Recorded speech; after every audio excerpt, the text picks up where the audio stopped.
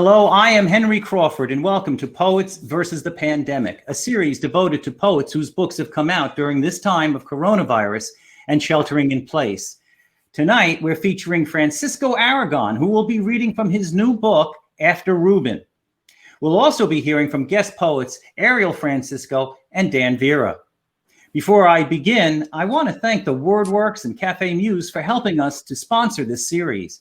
And I want to thank every single one of you for joining us here tonight. Let's get a few things out of the way first. Well, most importantly, if you want to purchase the Poets books, please click on the green button below that says Purchase the Poets books. That green button will lead to a link where you can purchase the books of all three of tonight's poets. So please make use of that. And of course, if you'd like to follow our WordWorks readings, just click on the Follow tab in the upper right. Now, if you want to ask a question of our poets, you can click on the Ask a Question button at the bottom of the screen while the reading is going on. And you can also read other people's questions and vote on the ones you'd want to hear most.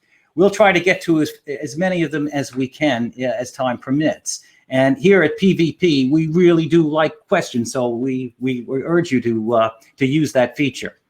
Also, remember that you're not on camera, so don't worry about mics and cameras and what room you're in or how you're dressed or any of that. But please make use of the lively chat feature that we have there to comment on the performances of the poets while they're working. And a couple more things. Please join us for our next Poets versus the Pandemic reading on June 24, 2020. That's 2 weeks from tonight, featuring the poet Kathleen Winter, author of the new book, Transformer. And please come back for our next Cafe Muse reading on Monday, July 6, 2020, which will feature poets Tracy Brimhall and Birgie Zenhauser.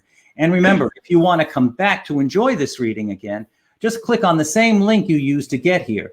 The reading will be archived. And finally, if you'd like to see your own PVP host, Henry Crawford, I will be reading from my new book, The Binary Planet, at the Miller Cabin Poetry Series tomorrow night online at 7 o'clock Eastern Standard Time. And I will put that link into the chat right now. So I'm going to do that even as we speak. So I'll put that in there.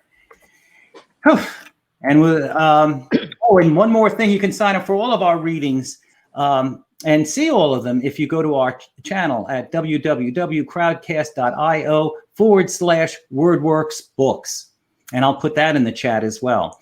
But right now, I am going to have the great pleasure of bringing on Francisco Aragón. And I'm so looking forward to this night of poetry. Let's bring him on to the Crowdcast stage. Francisco, hi, how you doing? Hi, Henry. Glad okay.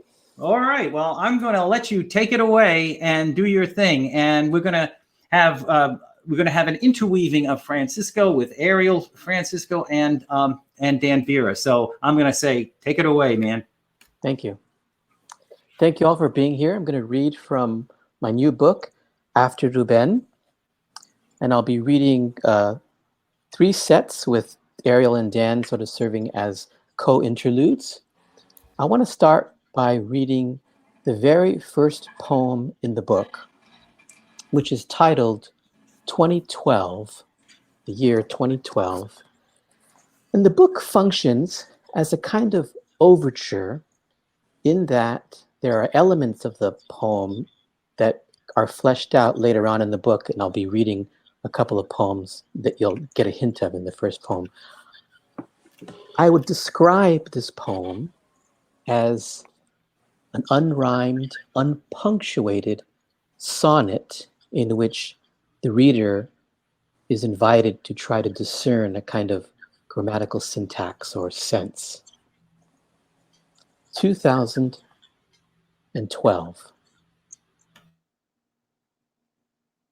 24th and Mission, BART station, laundry, hamper, widescreen television, DuPont circle, cassette of my sister's voice, cassette of my father's, courthouse metro, torn photograph of my abuelo, untitled by Malaquias Montoya, smartphone theater programs, my father's gold watch, boxed up photographs, laptop, Fair Oaks, the Mission, Noe Valley, skateboard, Mandorla, the New Yorker, Venus in Fur, Sex with Strangers, a few DVDs, Azul, Palabra. I was a short, skinny boy, Midnight in Paris, Yuba, Poppy, Depression. My vocabulary did this to me. You may have noticed that one of the elements I mentioned at the beginning of that poem was cassette of my sister's voice. And that's going to take me to a poem titled Voices, in which she is the primary protagonist. The poem is addressed to her as she was battling breast cancer. It takes a few lines to get to her, but she's the person who the poem is addressed to primarily. And I want to read that one for you now. Voices.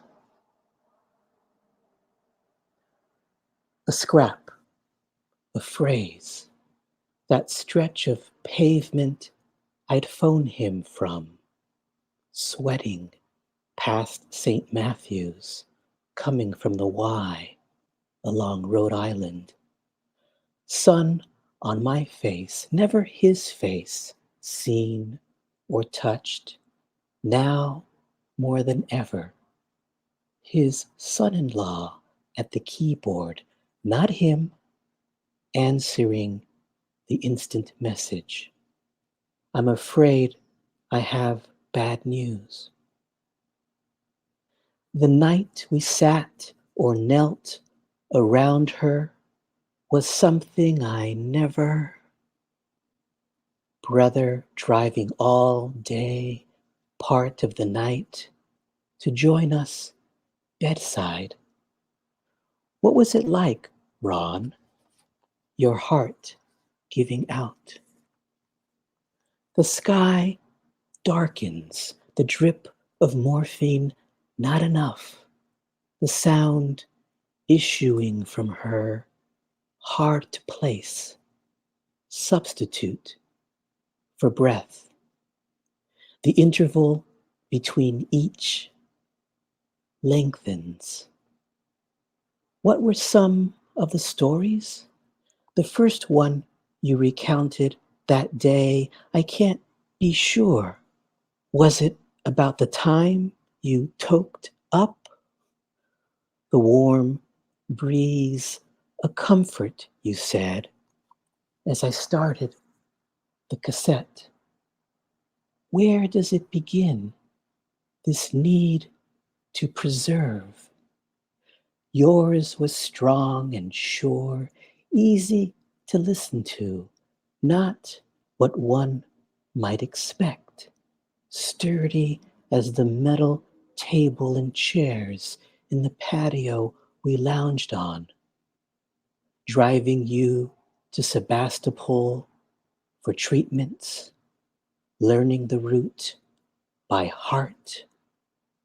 That July, on leave, I swooned in ways I hadn't those years you lived north of us, San Rafael, Sonoma, Santa Rosa, Petaluma. Was recording you a way of releasing you? The months you lived as a child among cousins in Managua who didn't know a word of English. Your voice was a bridge. Is a voice on a tape a bridge? Sounds the living make, the dying, the dead. And that poem is dedicated to my sister Maria, who was born in 1956 and passed away in 2004. And speaking of the dead, I want to punctuate each of my 3 sets with a poem that's not my own. A former teacher of mine from my college days once remarked that a poem is not a fully realized work of art until it is uttered aloud by someone other than the author.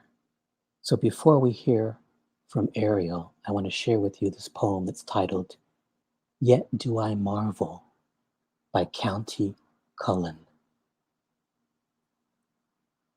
I doubt not God is good, well-meaning, kind, and did he stoop to quibble, could tell why the little buried mole continues blind, why flesh that mirrors him must someday die, make plain the reason tortured Tantalus is baited by the fickle fruit, declare if merely brute caprice dooms Sisyphus to struggle up a never-ending stair.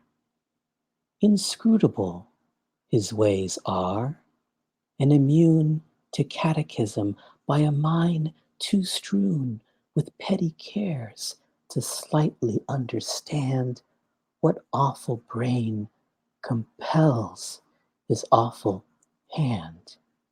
Yet do I marvel at this curious thing, to make a poet black and bid him sing. Now I'd like to take a moment to introduce our second reader, Ariel Francisco. Hey. I've known Ariel now for a few years. I had the pleasure of writing a blurb for his first book, which, as I said in my blurb, I read in one sitting on a bus from DC to New York.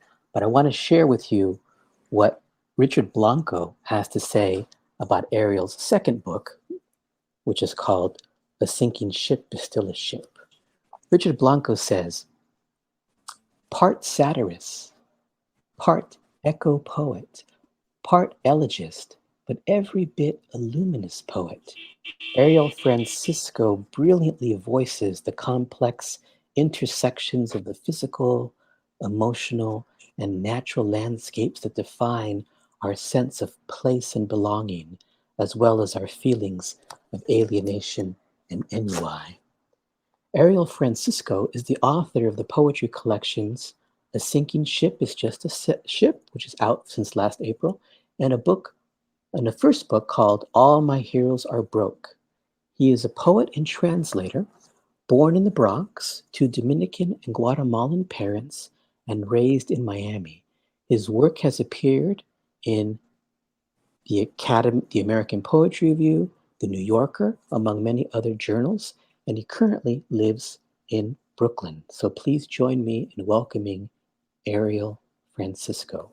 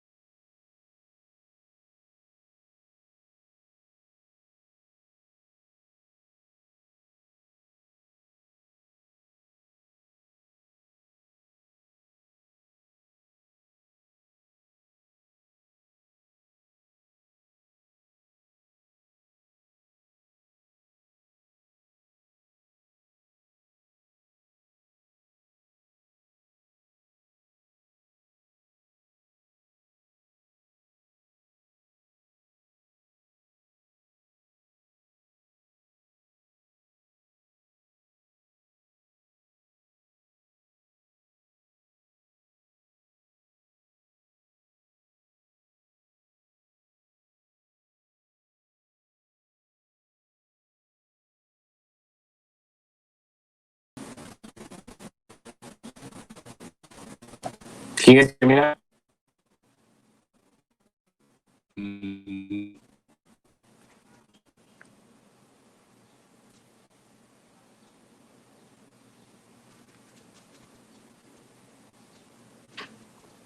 Anyone? I don't understand what's happening.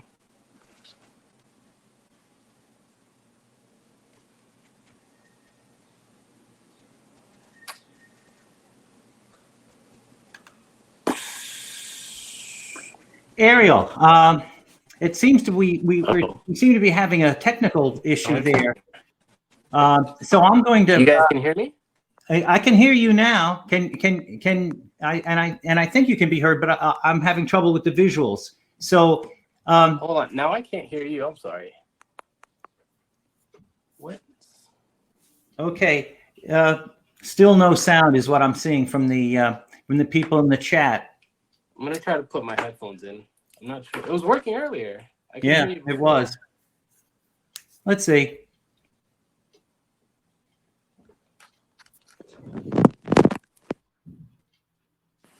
Let me see. Can people hear me now? Ah, you hear much better, much better. Now I'm going to Okay. try to work on your camera. Okay. Yeah, my apologies. I don't know if it's on my end. I'm going to see. I can if I see can you work. and I can see me on the screen. So Okay, I'm going to work on your camera. okay, should I just?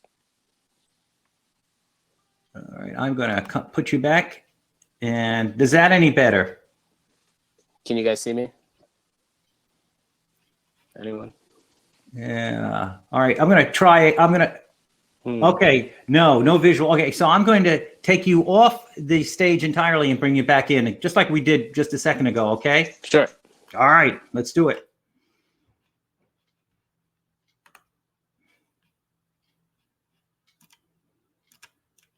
Okay.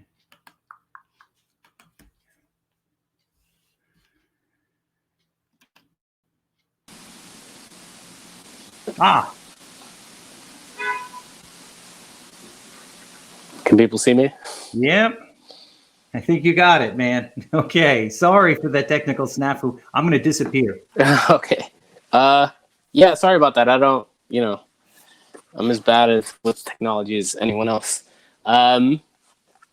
So I'm going to read 3 poems from my book, mostly about Florida, and then I'll read one translation that I've been working on.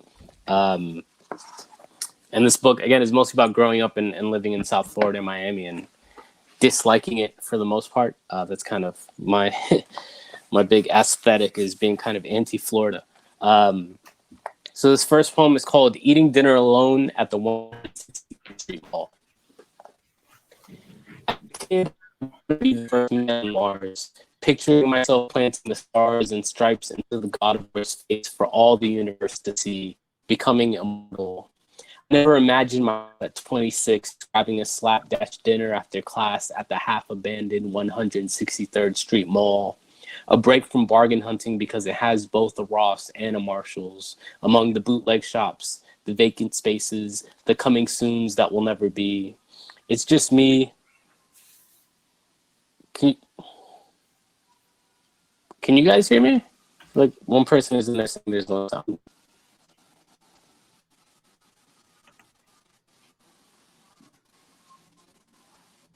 Oh, okay.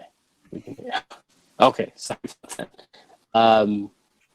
It's just me, the cashier of the Floridian, the singular night in what passes for a food court. And my order echoes through the wide halls, the 3-storied ceiling, the way a death rower's last meal request must flood the stale air of his concrete cell. I pay in change and take my styrofoam container of mismatched island food to a table surrounded by kiddie rides, hungry for coins. A killer whale sad as the real thing wasting away at SeaWorld, and beyond it a gleaming white rocket ship with a glowing top and a strange futuristic voice calling out to me saying, please insert coin, please insert coin. And for a moment I smile, consider cramming my adult body into that tiny command center, knees to chest, elbows tucked, let the rocking seize my imagination into ascent up through the Earth's atmosphere until the sunlight falls away and all left is the naked sphere surrounded by the blackness of space. But the machine's constant plea reminds me that I'm doomed to be earthbound, star-crossed, having spent my last quarters on this cold jerk chicken, rice, and beans. And the second poem, this is a hurricane poem. This is written in 2017, pretty frightening hurricane season. To the mist, the anticipation of being hit by a hurricane is pretty terrible. This is about Hurricane Matt that didn't hit us in South Florida, but hit further north. And the title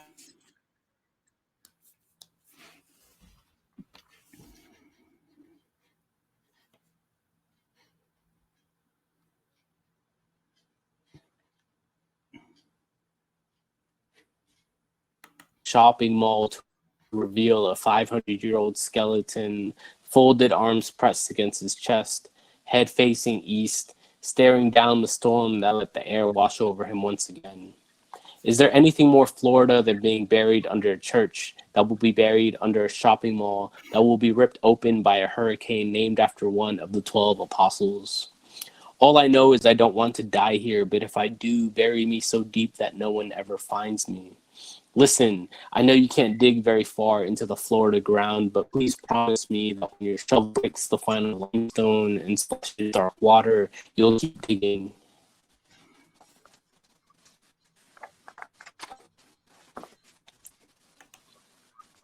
You guys still hear me? I'm seeing more messages that I'm going unheard.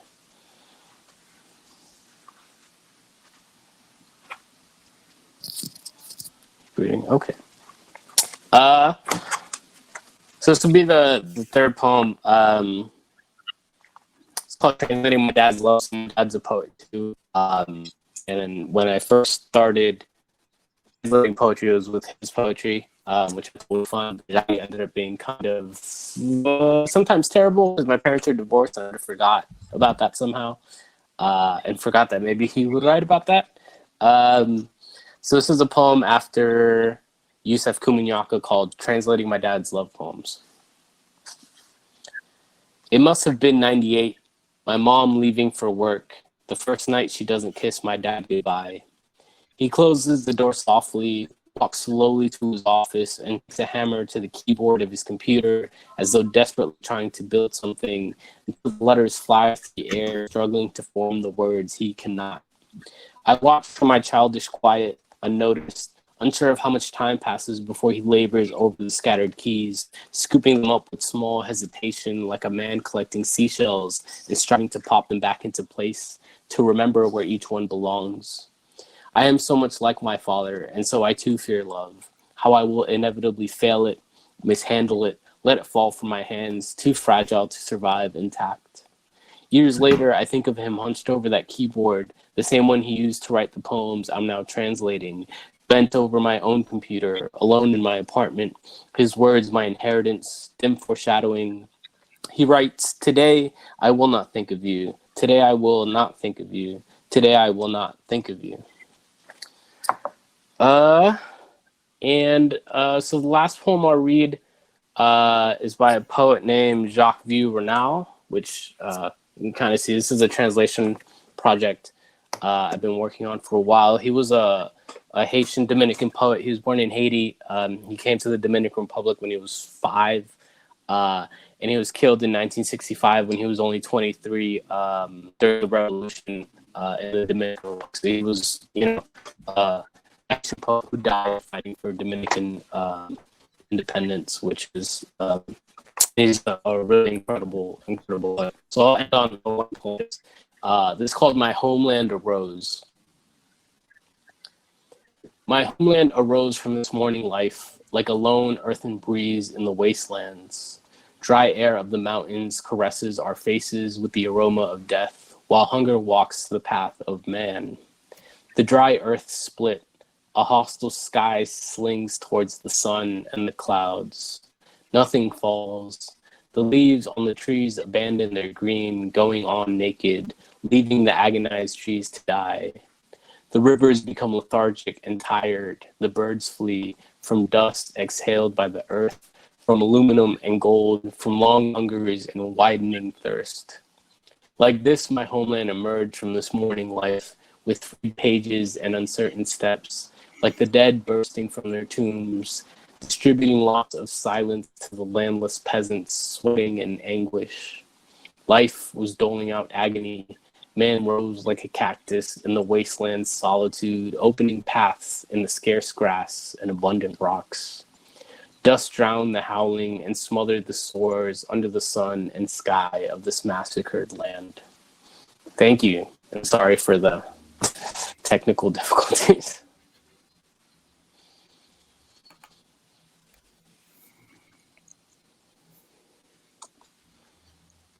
Okay, I guess I'll start. Okay. Our apologies. Imperfect technology. In fact, before I read my next set, I want to just share with you a really brief poem of Ariel's, which I was reading earlier today. It's really short, and I love it. It's called Sinking City.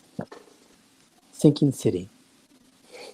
Beyond rescue, Miami is a cruise ship lost at sea with no lifeboats, throwing an all-night dance party, music and stamping feet, drowning out the sound of taking water. But no, not lost. The sea knows exactly where it is. I want to start my next set with a poem that, although it's taking place in San Francisco, is attempting to tell a story about Nicaragua. The title of the poem is simply the year in which the poem takes place, and it's called 1985. And it comes from section 2 of the book, which is perhaps the most political part of the book. 1985. Long and black, the streaks of gray, a flutter in the light wind as she prepares to tell her story at the Federal Building.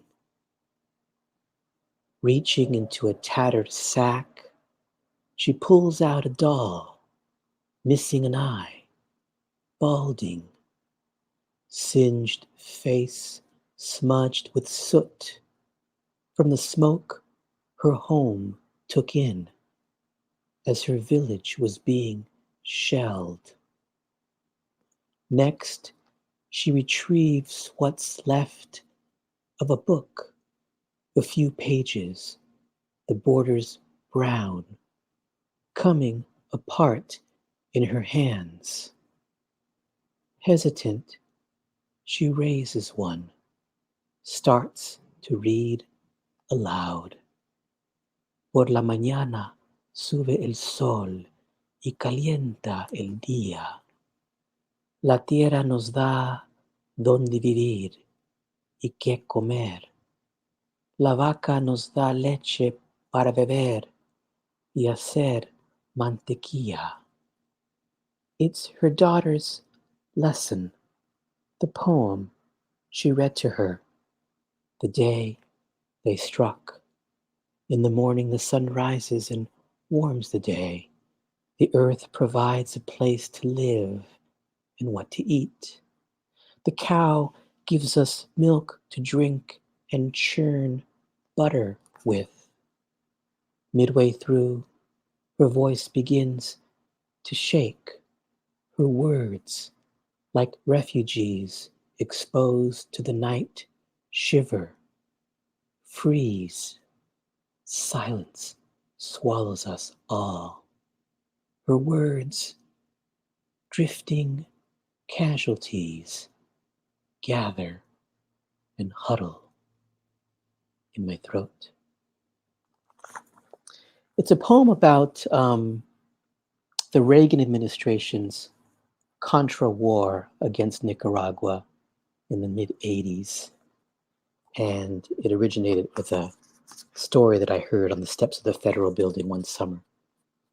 in San Francisco in 1985. I want to share with you now a poem, get the right page, a poem that is set in Indiana in 2017.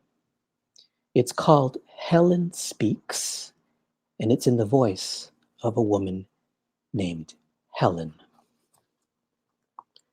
Helen Speaks, June 2017. And I also say that it's a poem that includes, it's a poem in which I incorporate some fragments of language by the late Chicano poet Andres Montoya. Tonight I will sit in the dark, people the wall of my sorrow. Roberto was a busser, I was a server. He came to visit an aunt and stayed. He started talking and I tried to ignore him, but he kept on talking, smiling and smiling and smiling, full of smiles and careful words.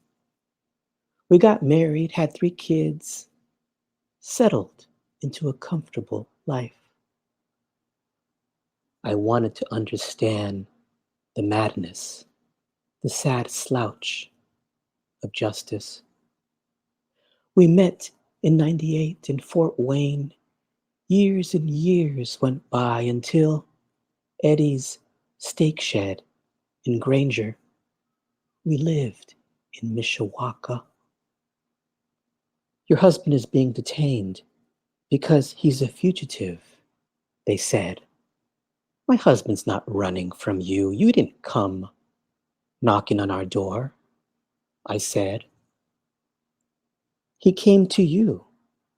He'd been told to leave in 2000. I was pregnant and sick, and so again, he stayed. He's been moved from Wisconsin to Louisiana, and more recently, El Paso, Texas. One night they suddenly told him it was time to get his stuff, put him in the back of a van, sped for the border. He was dropped off, forced to walk to Mexico. The children, 8-year-old Dimitri, 14-year-old Jasmine, 16-year-old Maria, are having a difficult time. Since he's been gone, the restaurant has received threatening calls and angry letters. Pack your bags and go to Mexico, said one. Earlier today, staring in the mirror, your skin is bitter, like suffering. What have you done? Voting for Trump.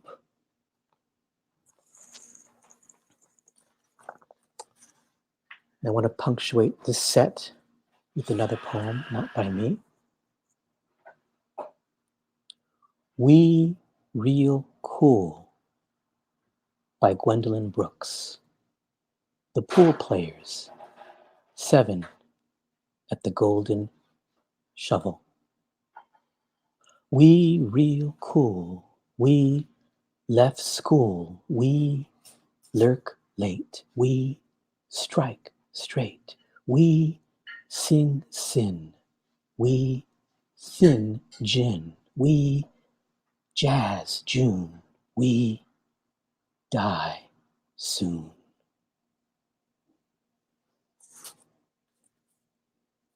Our next poet for our next interlude is Dan Vera. Dan is the author of 2 books. His most recent one is called Speaking Weedy Weedy. And this is what Tim Siebels had to say about Dan's book. These poems are charged with a poignant longing and the kind of humor that grins as it bleeds, moving through a melange of memories seen more clearly, more tenderly from a present that is distant and not so distant. Speaking Weedy Weedy is also a careful look at the untraceable impacts of the words that surround us. Each of us, whether we mean to or not, looks back to find out where we are and why we are what we are.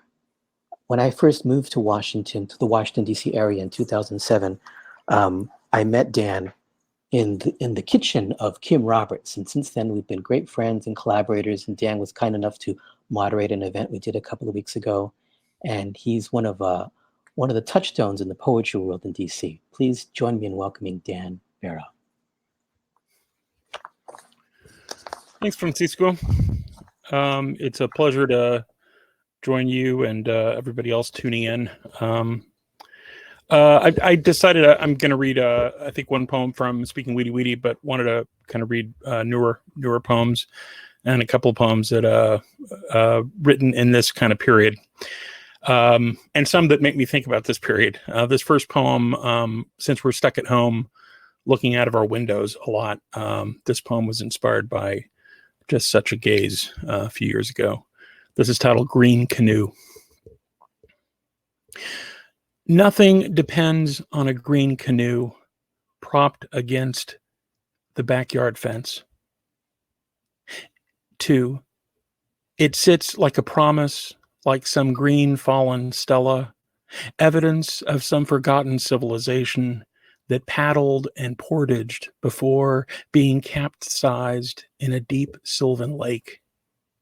3, one day the neighbor girl will point and say, "Boat," and her mother will reply, "Yes, boat. What color is the boat?" And the girl will gaze and say, "Green, green boat," and the virus will spread. 4, when the waters truly rise, the owners of derelict canoes propped along backyard fences will be the backbone of the new economy.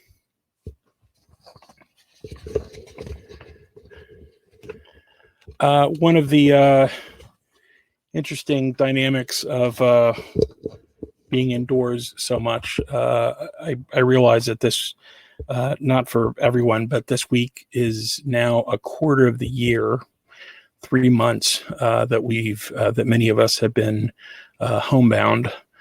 But one of the things that happens is kind of the losing dates and not knowing what day it is. And so I thought I'd read a poem about a certain date that was lost. This begins with an epigraph about the historic importance of October 8th on a certain year. October 8th. 1582. Because of the implementation of the Gregorian calendar, this day does not exist in this year in Italy, Poland, Portugal, and Spain. What a day that was. That one they still whisper about.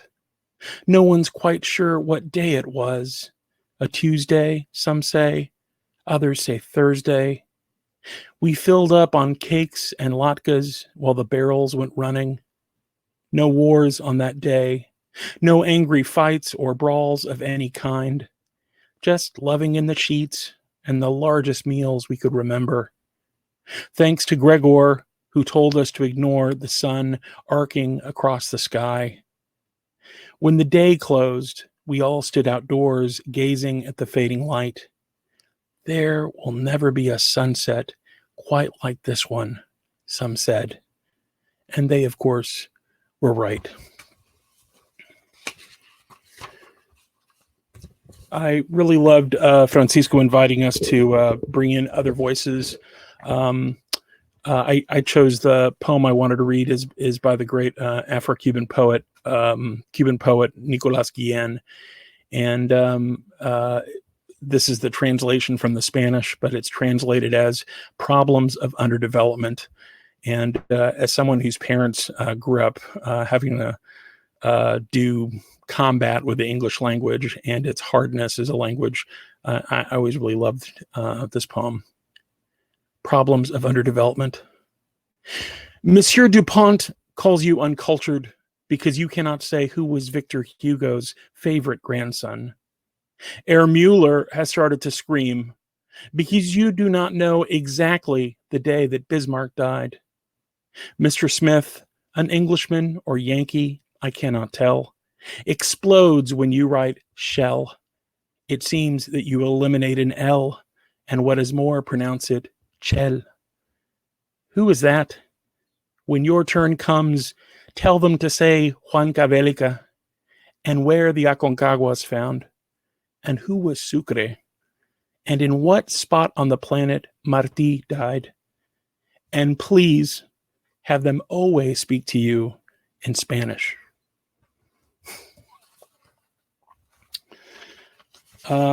This poem, I live in DC, as many people streaming in or watching live in DC. And one of the things, one of the experiences is the layout of the city and the circles, the diagonals, as many people refer to them, the diagonal streets named after states, and the circles. And this poem was inspired by an approach and a going around Scott Circle, a few blocks from the White House.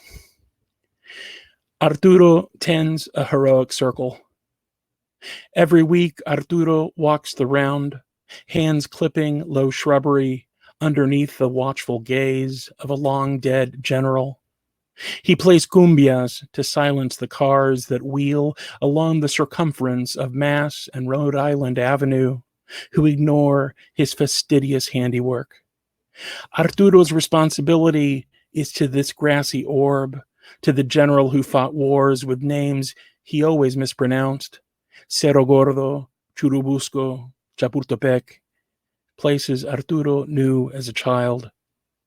On fall days, when he stops to rest, Arturo spies the White House to the south, a bright crown through the trees, while Washington's white finger towers in the distance.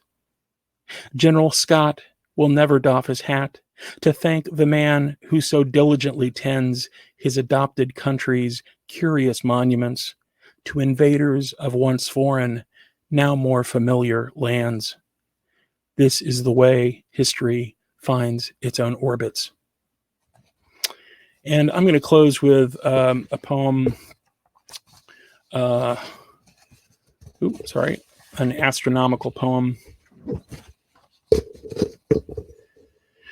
This also has an epigraph from a European Space Agency press release. This is titled, "What's in a Name?" Not all galaxies have the luxury of possessing a simple moniker or quirky nickname. The subject of this NASA ESA Hubble Space Telescope image was one of the unlucky ones and goes by the rather unpoetic name 2XMMJ143450.5. We named you. 400 million light years away, imagining you are too far to care if we named you or not. Are there so many of you we have already run out of names? Was Galaxy Lorca or Leroy already taken? Or the Galaxy Juan Habibs? Would you be interested to know we classified you a Seifert galaxy, discovered by someone from Cleveland who spent his life with his head in the sky, pondering galaxies like you? You will never, and I mean never, know how much it's taken for us to see you, much less refuse to call you by a proper name. Either you will be gone before any message arrived, swallowed whole, I suspect, by that black hole inside you, or there's no one there who would understand how long we struggled to be able to make you out, shimmering like a swirl in the obsidian sky. And what would you make of obsidian as a word, 2XMMJ143450.5, or lips and teeth that formed to make the sound of it?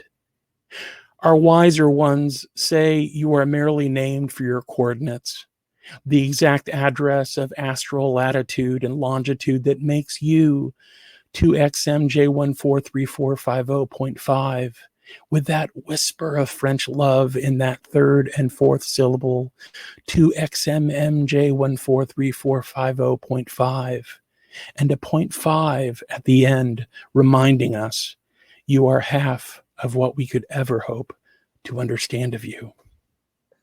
Thank you.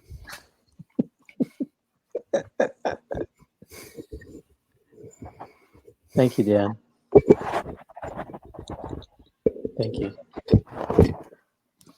Our third and final set, I'm going to read one poem. It's a longish poem, so just the one. And then my final poem by someone other than me. The poem I'm going to read is actually not quite a translation, more like a rewrite or an imitation of a poem that was written originally by Rubén Darío. The Rubén in the title refers to the Nicaraguan poet Rubén Darío. He died in 1916. And he wrote this poem called Los Motivos del Lobo, which literally means the motives of the wolf. And it's a poem that takes the myth of St. Francis, that myth that has him taming the wolf of Gubbio. It's about this wolf who terrorizes an Italian village and countryside, eating sheep and just wreaking havoc. In the original myth, St. Francis tames the wolf, and everyone lives happily ever after.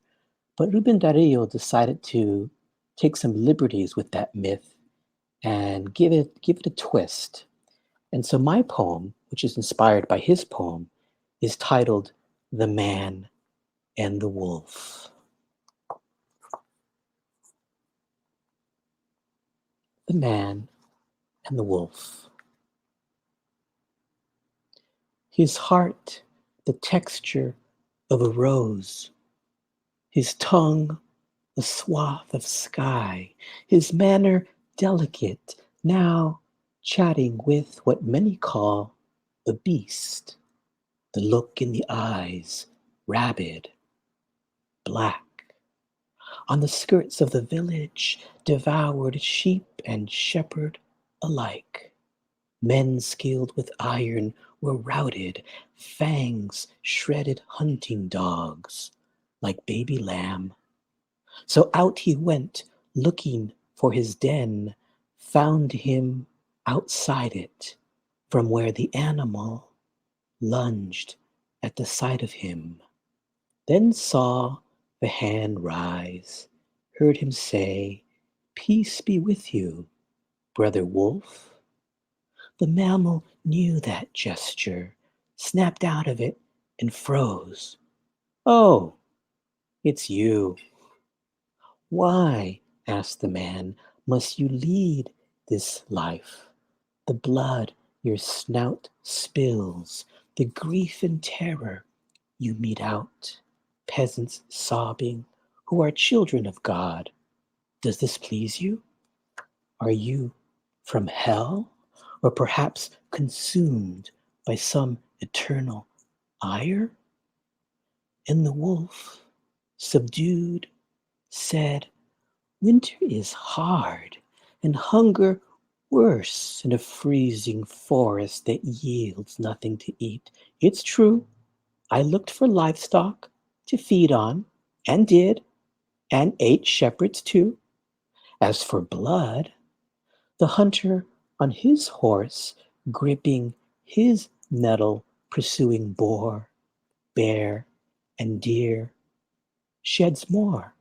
I've seen scores of them inflict wounds, torture God's creatures, and hunger is not what drives them to hunt." To which the man responded, "Evil exists in humans. We are born with sin, but the simple soul of a beast is pure. From this day on, you'll have enough to eat, and you will leave the people of this land and their flocks alone.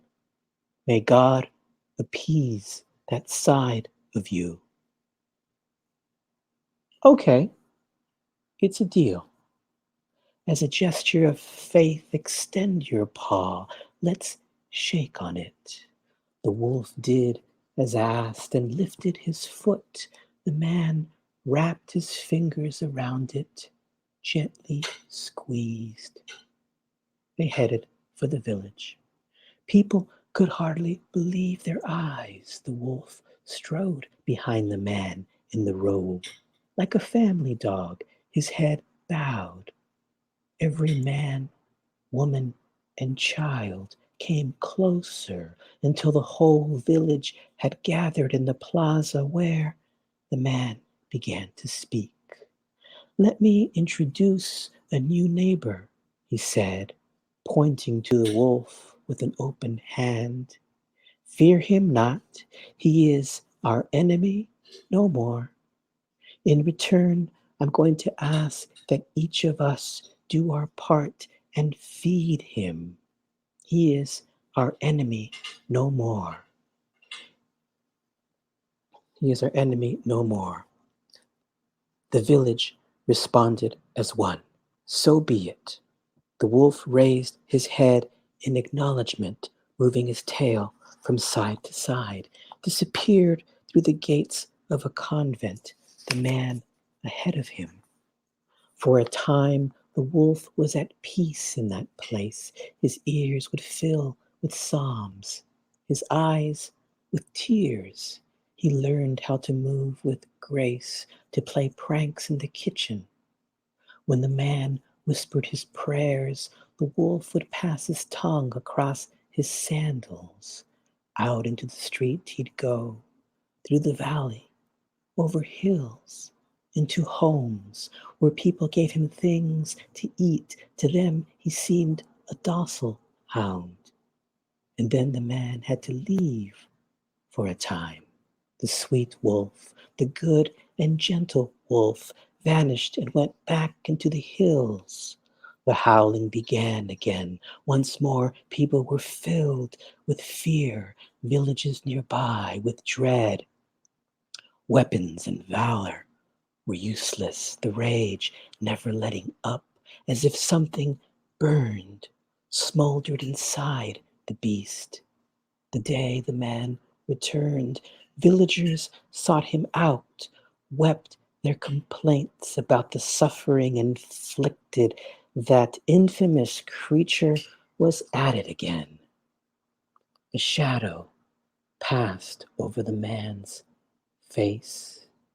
He headed for the hills to track him down, that butcher of a wolf. He found him at his cave. In the name of the Father who sees it all, what have you got to say for yourself? As if in pain, the animal spoke, his mouth foaming, his eyes nearly swollen shut. "Don't come any closer." Peace and calm were my master these days. Even with you gone, I visited the village. When given scraps to eat, I chewed, swallowed in silence with gratitude. But I began to see in many homes how people treat each other. Embers of greed, intolerance, lies glowing subtly in countless faces. The weak were losers, the cruel winners. Brother made war on brother. Male and female were like dog and bitch. And then they began to beat me, considered me weak for licking their hands and feet. I believed you. All of creation were family. Men, my siblings, oxen too, the stars, my sisters, my brothers, worms. But they picked on me, drove me away.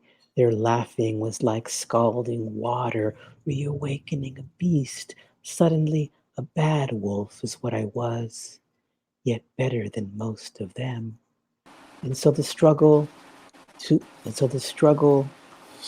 to survive took over, to defend myself, to feed myself like the bear does, like the boar, who, in order to live, must kill.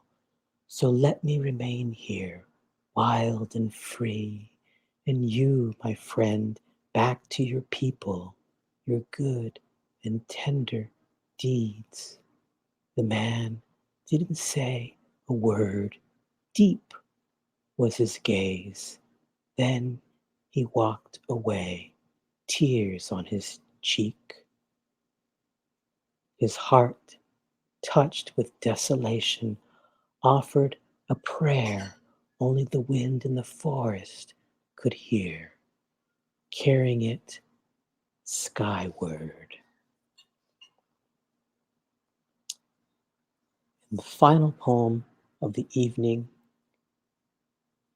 is this one, Harlem by Langston Hughes. What happens to a dream deferred? Does it dry up like a raisin in the sun? Or fester like a sore and then run? Does it stink like rotten meat? Or crust and sugar over like a syrupy sweet? Maybe it just sags like a heavy load. Or does it explode? Thank you very much. Thank you, Francisco. It was quite a stunning reading. Let me see if I can bring everybody back here. And I'm going to see if I can bring Dan in, okay? And I think you're doing good. And let's see if we can find Ariel here and get him back in here. Okay, here we are. Gentlemen, what a wonderful reading. Ariel, I apologize for whatever technical snafu we had with your reading. It's just my bad luck. I don't think it was. But it was a rich night. It was a rich night, and we are in this pandemic, and we don't get enough live poetry. But when we hear poems that we heard tonight, heartfelt and important and relevant to what's going on, it's a rich experience. So let me see if we have, I think we've got one question from the crowd here. Are you ready, guys? Let's go in three. All right. Karen Alanier wants to know, and I think this is directed to any or all of you guys, do you dream in Spanish? Well, during the years I lived in Spain for 10 years. And so when my life was there 24/7, it got to a point where sometimes I would. But in the US, less so. I'm pretty sure I have, because I've dreamt about my parents, and so in my dreams as in real life, they probably would have been speaking to me in Spanish. And but I'm not like, I wasn't really aware that they were speaking in Spanish when they were speaking to me as a kid. That's one of the things about being, bilingual. But yeah, sure. Ariel, do you translate in your dreams? Do you need a translation in there?